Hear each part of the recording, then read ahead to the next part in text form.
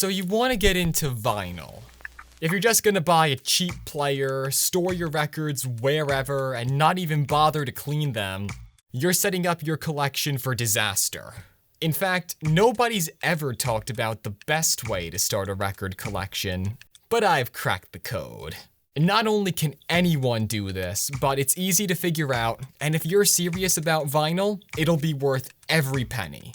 Here's what you should and shouldn't do. Before you buy your first records, obviously you're gonna need a way to play them.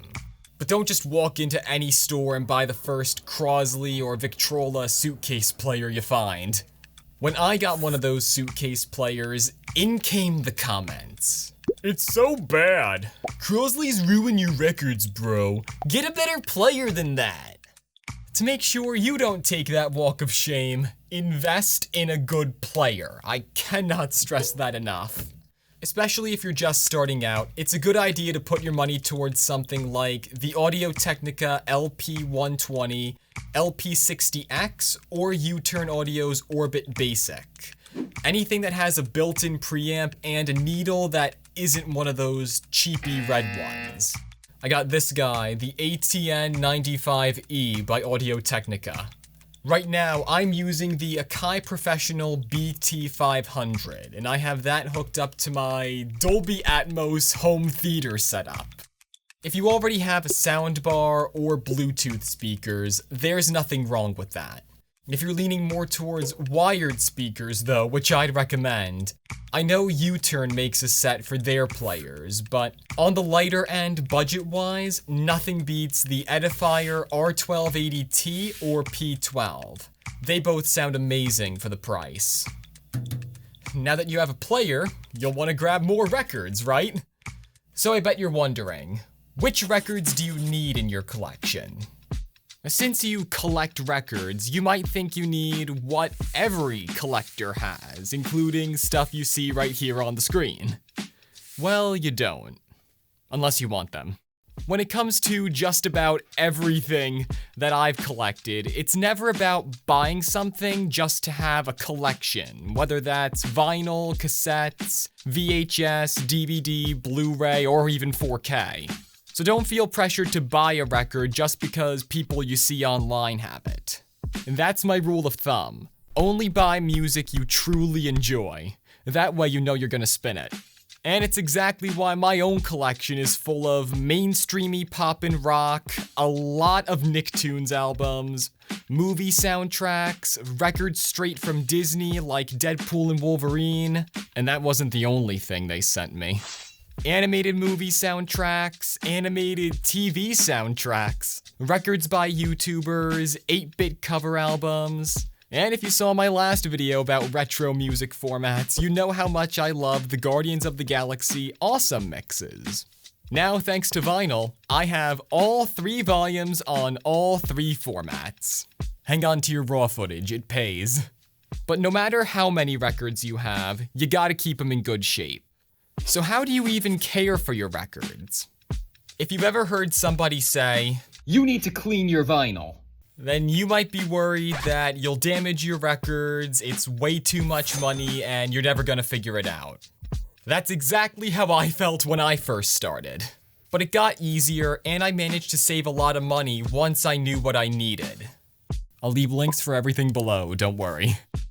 First of all, you'll need a record cleaning brush or kit. I recommend the Humming Guru eye brush or the Boundless 5-in-1 record cleaning set.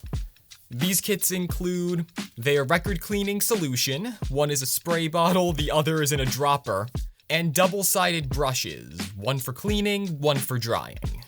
In case you don't want to do a wet cleaning system right away, Boundless also makes a carbon fiber brush, and that gets rid of both dust and static really well.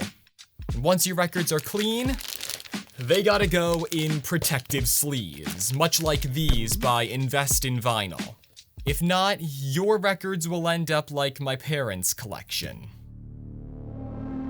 Faded, split, worn out, even moldy covers. And dusty, stained, unplayable discs. At that point, you're better off throwing money down the drain.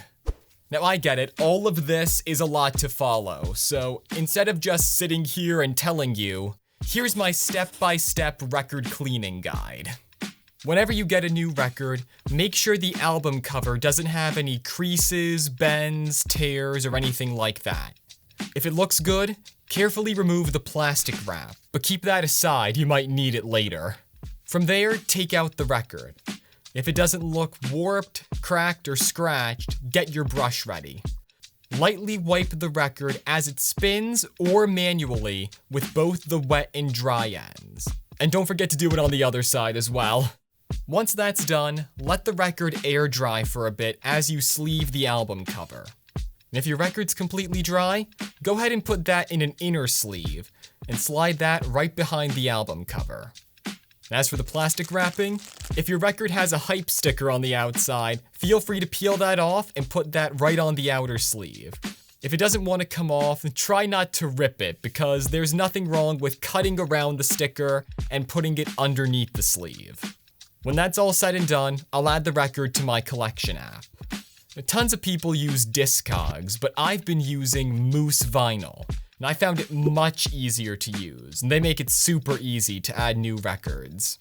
But before you put any money towards this, be sure to ask yourself, why do you want to collect records? Listening to music on vinyl is a unique experience, and that's why after all this time, it stuck around and became popular enough for a full-on comeback. When that needle drops, you get to enjoy the full album, no skips, by your favorite artist, and maybe even their favorite artist, all on a cool colored vinyl pressing. Unlike streaming, you own it, and you're directly supporting the artist. If any of that speaks to you, you're in the right place. And the vinyl community is massive, so people like me are everywhere between Discord, Reddit, Instagram, or especially at your local record store. We'd be more than happy to help you care for your records, suggest new albums, and tell you when to line up for record store day. I tell you, there's nothing like a 5:15 wake-up call on a Saturday morning. No matter what you collect, if you love records, you love records. Simple as that. And if you ever reach a point where you can't stop collecting, then check out this next video. I'll always have more tips for you.